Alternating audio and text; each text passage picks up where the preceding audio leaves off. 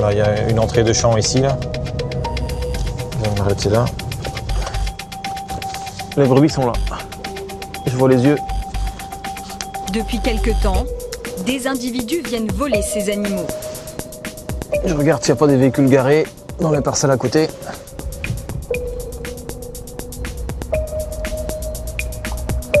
Bon, bah, tout va bien pour ce soir. Pas de flagrant délit. Bah, soulagés, dans une heure, ils peuvent être là. Hein. Ça ne veut pas dire qu'on est tranquille jusqu'à demain matin. Il ne dort plus depuis qu'il doit compter ses moutons, nuit et jour.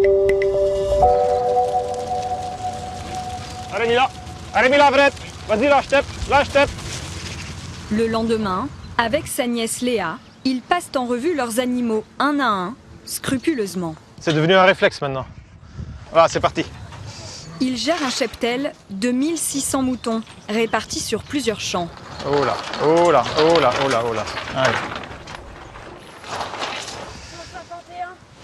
Ça fait 294, bah, le compte est bon. Rien à signaler pour ce troupeau.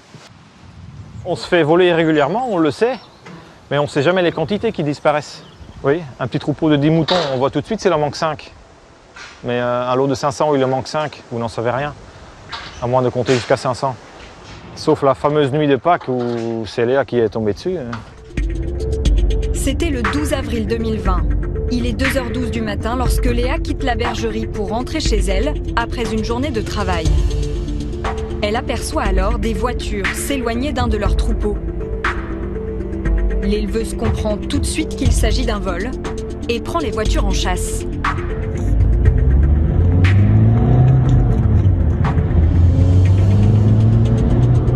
Léa est seule dans la voiture. Elle filme avec son téléphone portable pour noter la plaque et les modèles des voitures. Le convoi se disperse.